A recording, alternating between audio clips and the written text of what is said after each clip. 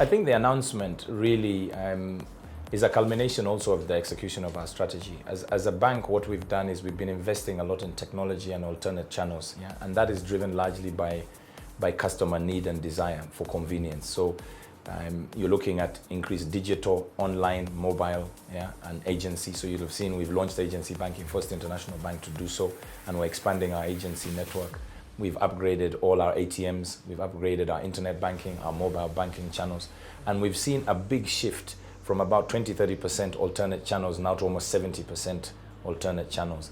In this case, when we looked at our channels, we felt there were areas of overlap, yeah, where we had branches a few hundred meters from other branches. So we felt there's opportunity for efficiency, yeah, because we want to bring down our costs, because we want at the same time to manage the cost of banking for our customers, because the more efficient we are, the lower banking prices should actually be. So that's why we took decisions like Moy Avenue to merge into Queensway. People say, how can you be closing such a big one? But you've got, just within a couple of hundred meters, you've got two big branches, and there's opportunity for us to blend them together and offer an even better service than they were either individually. And we're continuing, by the way, to grow and invest. We've opened a whole new set of branches, so I didn't see the level of excitement when we were opening 7 or 8 branches as there is when we're saying we are merging these others. But we're on a growth agenda and we're excited about the future. We've been investing a lot in technology. So what that has meant is as we get those efficiencies coming in, we don't need as many manual processes, which obviously are done by people. So typically what we do is we manage our headcount down by attrition. That way you don't actually end up having to push anybody out. And we've been doing that over the last 3 years. But there reaches a point where the escalation of these alternate transactions has been faster than the attrition rate. Yeah. So in order to be efficient, you also have a responsibility to try and take costs out, because costs in banks are about 50 to 60% of the bank's total costs. Yeah. So what we've been doing is we've been seeing efficiencies even in other areas, in head office, in our processing, our back office processing. And as a result, we decided, working with the stakeholders, the unions, the management teams, to say there's an opportunity for those who wish to voluntarily apply because they may want to go and do something else, to opt for that. So we announced our voluntary early exit program, and people have now applied. That program has now closed as at the end of last week. So now we're just going through looking at the applications, and that process will conclude. It's not a process that you want to do too frequently, because it's also a fairly costly process for the business, and it's like any other investment. If you're paying to release people, it has to give you a payback through savings on salaries. We've indicated that it will affect about 130 staff, yeah. And it's those 130 staff, it's throughout the organization. It's not geared at the lowest end of the organization, but we see that there'll be a lot of opportunities for cost saves and a good return in the coming months and years.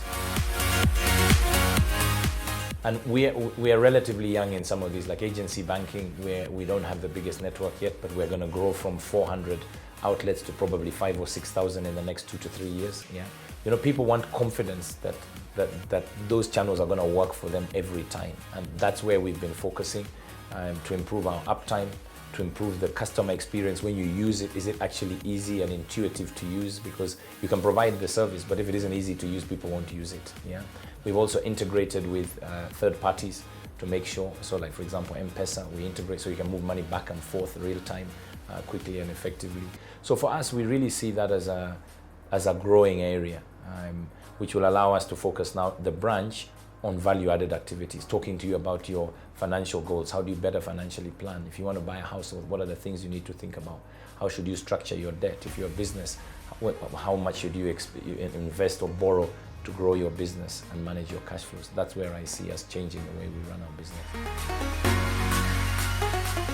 Yeah, I think the biggest challenge that we faced as an industry when the rate cap came in is that it in one swoop affected significant percentage of revenues. Yeah. So you found your revenues immediately dropped, yeah, and as a result, banks now were faced with either coming up with alternate products and services to generate new revenue streams, or they had to now think about how they could become more efficient and take out costs in order to give a decent return to shareholders. So that happened quite quickly. So what we're seeing right now is an acceleration of actions by banks, yeah, and there comes in the challenge where now everybody gets shocked. Oh my goodness, we're closing branches, people are being released. That's the notional negative side of things like the interest rate cap. But when we look at opportunities, there are still significant opportunities. I've always said banks are not interested in high interest rates per se. What you are interested in is in the margin that you make, yeah, which is what generates your net revenues. Yeah? So the higher the interest rates makes it more unaffordable for people to be able to borrow. So like having mortgages at very high rates means that you can't borrow as much. Yeah? So we have interest in trying to bring down some of those, and we're working with government to try and see how do we make some of these processes more efficient. And even as an industry, how can we partner with third-party providers to bring down the cost? So therein is where I see an opportunity, along with automation and digitization. And different banks have different strategies that they're adopting to really see this thing through. Because essentially we're soon going to become more tech companies and more data analytics companies than we are just pure financial transaction providers. Yeah, I think technology is going to have a massive impact, but let's not forget that we must be serving the needs of customers. So just because I can do a transaction through an automated channel creates other challenges. So for example, now you don't walk into a banking hall to do a transaction. So I have to now figure out how I communicate with you to understand your needs when you don't walk into the banking hall anymore. Yeah, so that now necessitates a change in your strategy, thinking of how do I engage you to understand your needs more in this new environment. So that's why I'm saying it's exciting for banks. And if banks don't change before they need to, they're going to find other people coming in and taking some of their shares in certain areas like payments, transfers. So I think that's why we have an urgency around investing as a business in these areas to make sure our customers are satisfied and find we've got relevant products for them.